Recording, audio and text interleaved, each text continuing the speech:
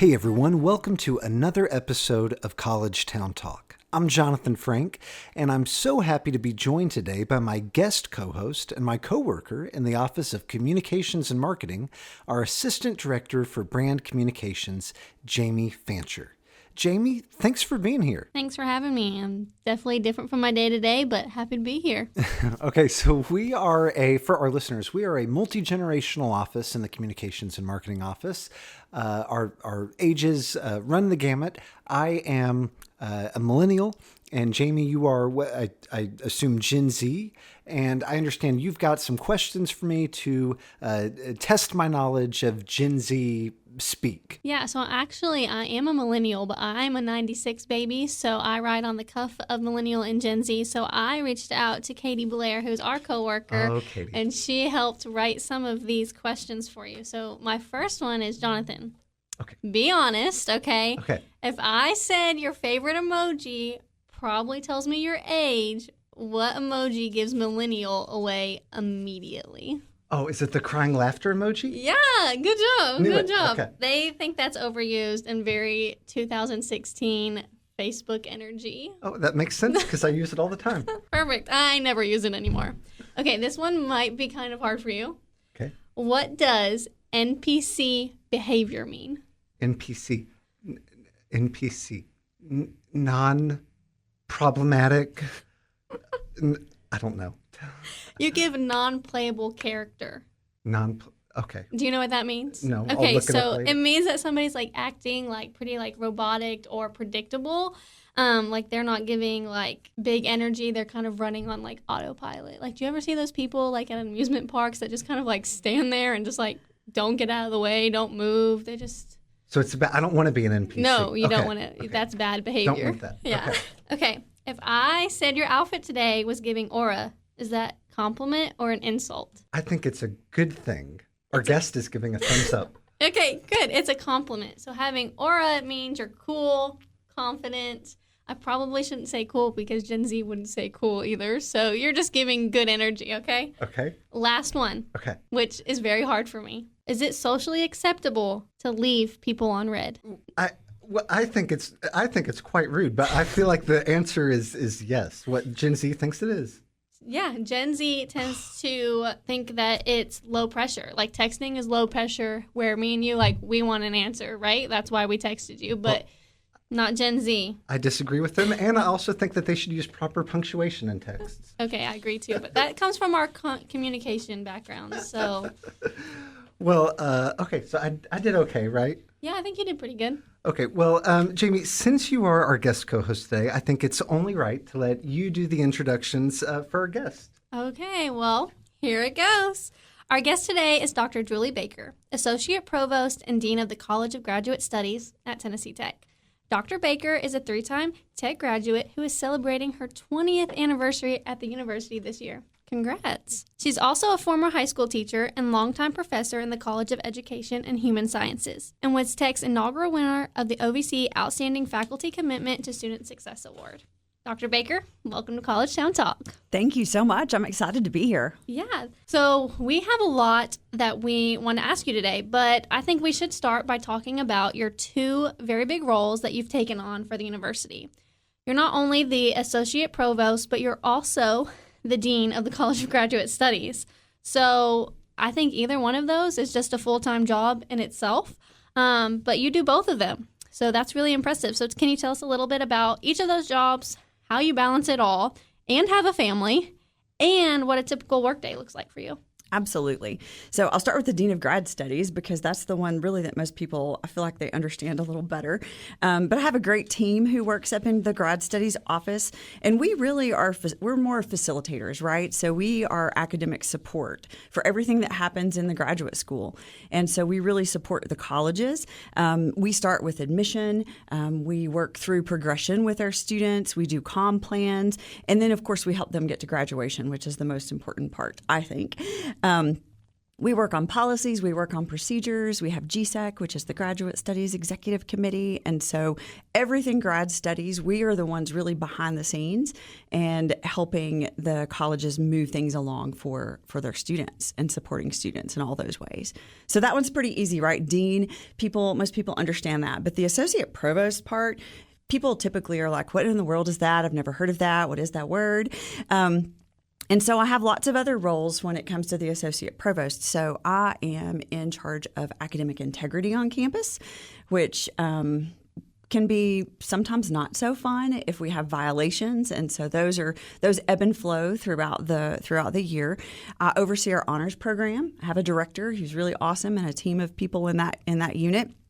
Our Center for Global Experiences, that I oversee that unit too, and that one's really fun because I get to see and get reports from all the students, the faculty-led and the individual students who go visit all these other countries and have these experiences that are really valuable and impactful to them.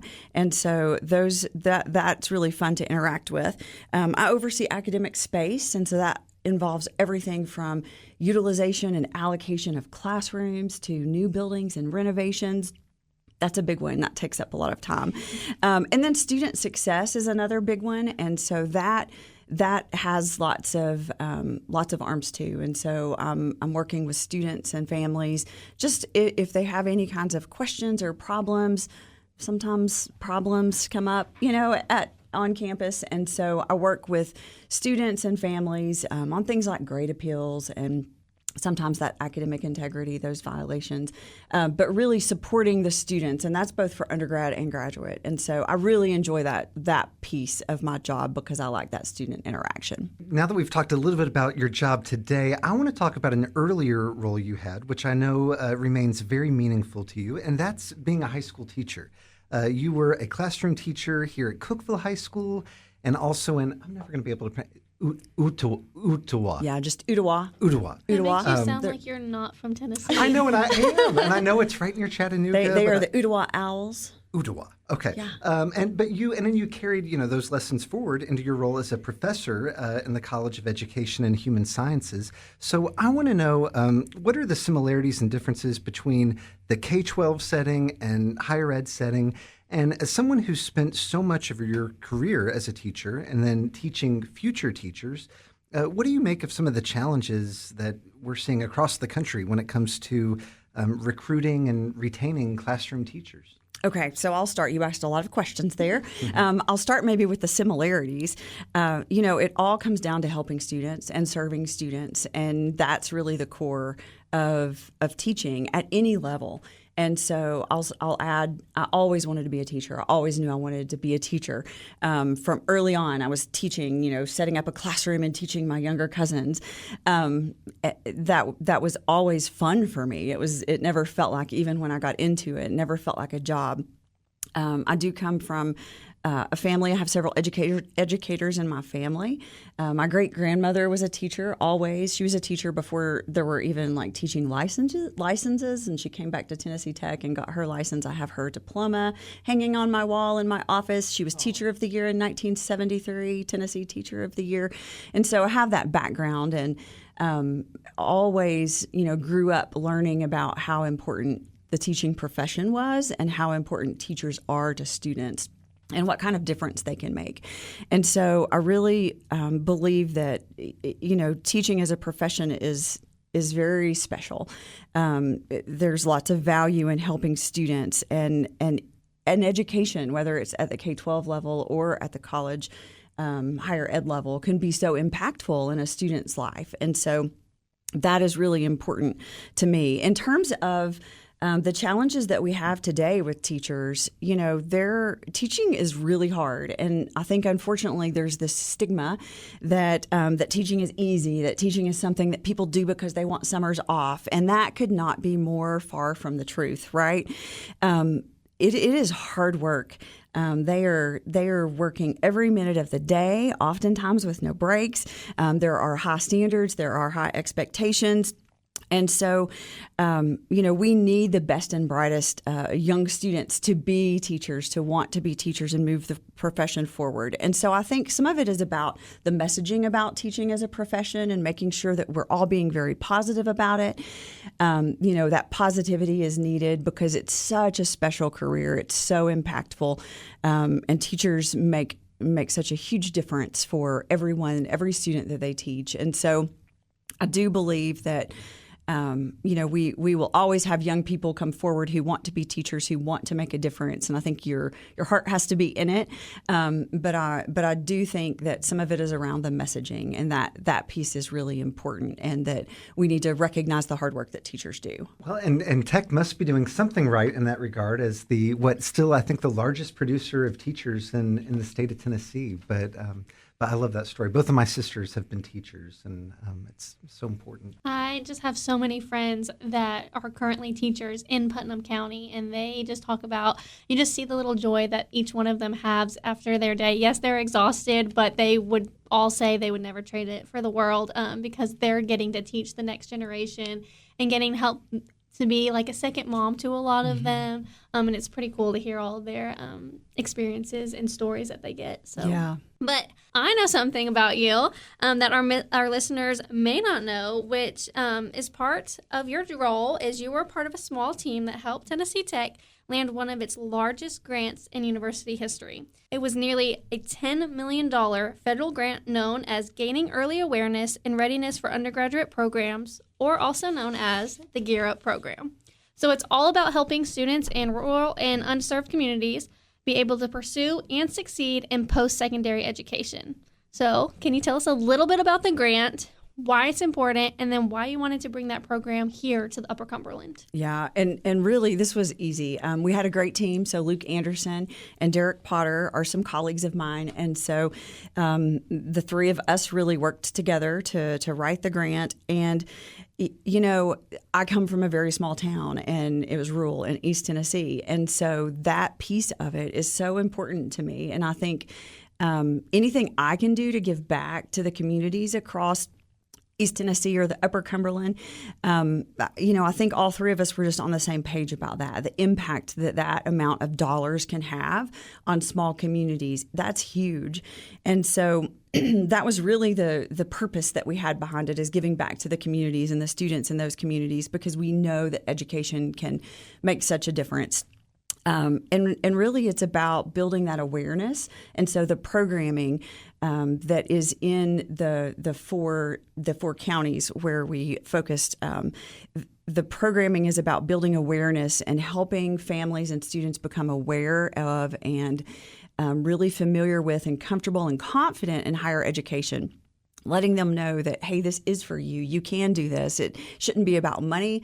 We don't want to talk about what kind of barriers. We want to ensure you that we can help break those down.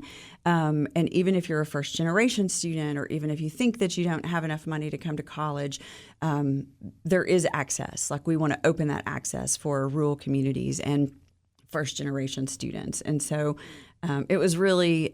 I wouldn't say it was easy. The writing piece, it's a lot. It's hard work. But the mission of it and the core values in that grant were so important that part of it was easy for us.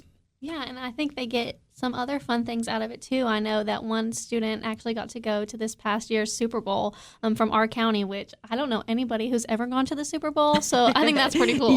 Yeah, that was awesome. We got some good press about that, too. Yeah, the kids were very excited about that. We mentioned it briefly in the introduction, but we have to acknowledge a big milestone anniversary for you. You're celebrating 20 years at Tennessee Tech this year. So when you look back over those 20 years, what are some of the memories or accomplishments that stand out most? And when you accepted a job here at Tech back in 2006, did you imagine then that you'd be here today still, or that you'd be serving as dean and associate provost? Absolutely not. So back in 2006, I was just, I was teaching and got a phone call from someone here at Tech who knew me when I was a student and just said, hey, Julie, would you be interested? And of course, we had some 2+2 sites. I was in Chattanooga. And so it was just an instructor job. And I thought, wow, this sounds like a challenge. This sounds fun. Let me jump in. And so absolutely, I never even imagined that I would still be here 20 years from now. But it was definitely a challenge. And I've always loved Tennessee Tech. And so that was really the thing that drew me back to Tech. In terms of memories, and I think just the strong connections with students and faculty. I mean, that piece of it for me when, and it was the same when I was teaching in K-12. Right. So years later, you see a student who comes up and remembers you and and says, "Oh my gosh, I remember your English class, and that was so fun, and I learned so much." It's those kinds of moments, like you talked about with your teacher friends. It's those kinds of moments that just really make a difference. And so I think for me, those are the best memories. It's those reunions that you have with students. And so at Tech, it's graduations. I probably had about 10 students who messaged me a week or so ago on Mother's Day to say Happy Mother's Day. I mean, just random students over the years. Those are really feel-good moments. They remember you for some reason. They know that you made some difference. And it's not always about, the content that you're teaching. Sometimes it's about the help that you provided, the support that you gave them, the encouragement that you gave them while they were here. And so to me, it's those types of memories that make the most difference, that I'm really excited that I've been here for 20 years. I know I've been making a difference for 20 years. And while it's not P12 or K-12 that I intended to teach in all my life, it's still serving students, and that's at the core of what's most important to me. Our office works commencement each year, so I've had the pleasure of seeing you on the floor each commencement when the students are getting down there, and the joy that they see whenever you're down there and you're giving them hugs. I mean, it makes really great social media content for me, so thanks. But also just seeing those moments and the light in their eyes is also just like really special from a bystander. I don't know those students, but I know how you are. So that's actually pretty cool to see that every commencement, and it happens every single time. So yeah, that's really fun. Yeah, I love doing that, going down on the floor while they're all down there, finding their seats and just, looking around and seeing who I know. And it's just that day is so exciting for them. It's such an accomplishment. And I know that their families are here, and it just makes me proud. Like, I feel like I'm their family. Mm-hmm. And so, I'm proud too that they've earned that degree, and it means so much to them. So yeah, that's one of the most exciting days of the year is that graduation. Yeah, absolutely. Okay, well, I put Jonathan under a little rapid fire earlier with some Gen Z. I won't do Gen Z to you, but I'm going to ask a few questions, and you just let me know the first thing that comes to your mind, okay?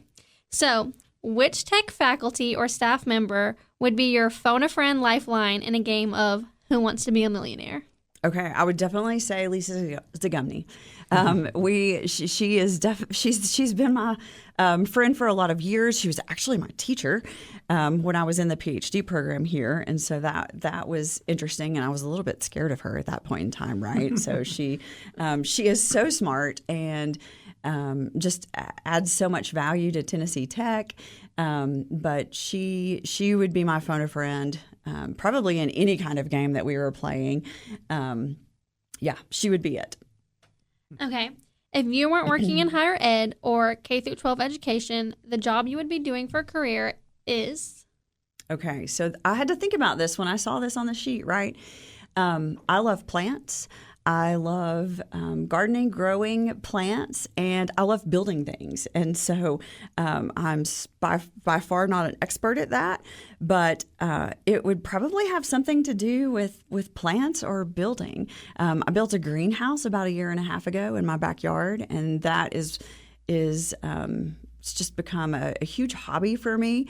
And so I love spending time out there. I love going plant shopping or growing plants from seeds or propagating them and just seeing what we can grow. And so I've also have my 5-year-old granddaughter into that. And so we love to go to Johnson's or go to Lowe's or, wherever we can go to get plants in the area and then see how we can grow those.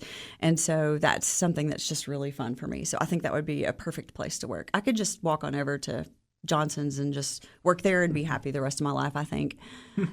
I do like that place. Count me out on plants. I feel like I kill everything. So, Jonathan, has anybody ever asked you that question? What would you be doing? What I would be doing? Oh gosh, I'd be a barista. You know that, right? Okay, I'd be working at Soulcraft Coffee. Irene jokes that I've got stock in the company. Well, maybe you should just get that as a side gig. Hey, I always say if I won the lottery, you just find me working at a coffee shop. That's what I'd be doing. Okay, favorite place on Tennessee Tech's campus? Favorite place? So probably either the main quad or Mem Gym. As a student, I have so many memories of playing intramural basketball in Mem Gym. It was just so fun. That was the time and the place that I got to reunite with people that I played basketball against in high school.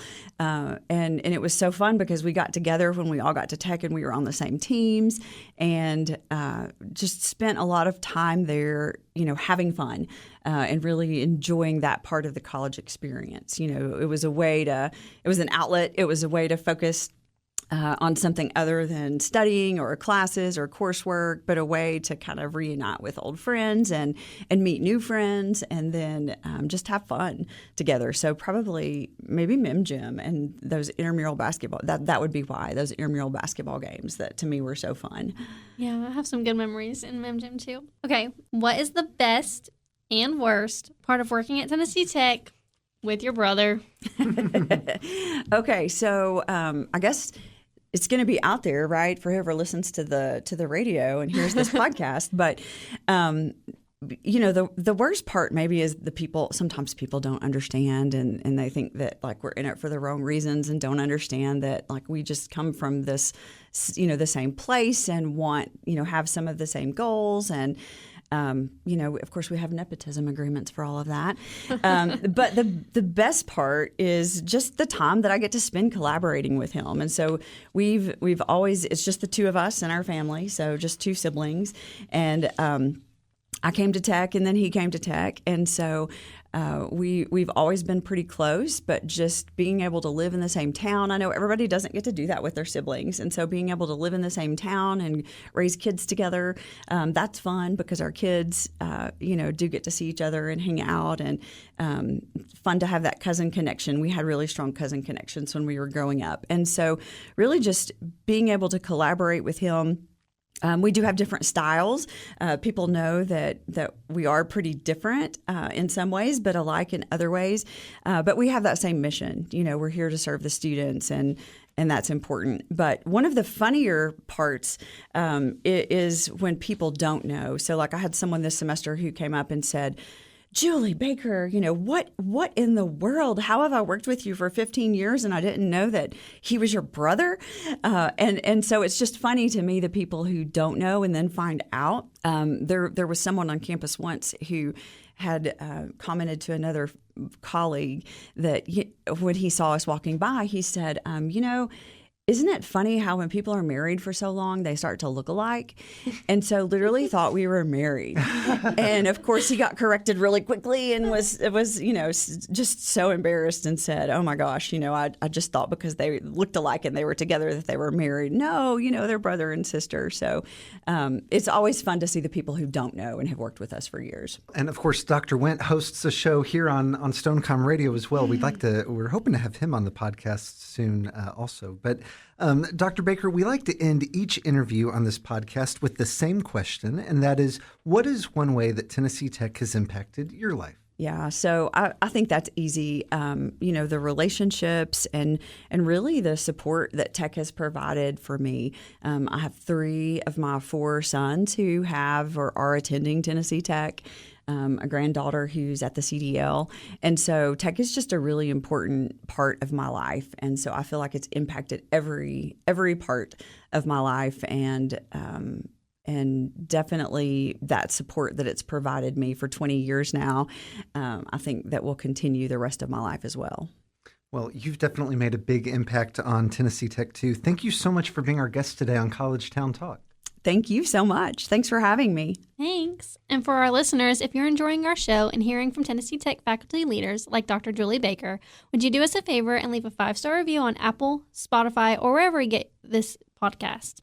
It all helps spread the word about the great things happening right here in Cookeville. We'll meet you back here again next week for more conversations with the people who make Cookeville Tennessee's college town. College Town Talk is presented by Tennessee Tech University in partnership with the Cookeville-Putnam County Convention and Visitors Bureau and Stonecom Radio. Your hosts are Jonathan Frank and Shan Stout, and original music is performed by Andrew Buckner. Visit us online at tntech.edu/collegetowntalk.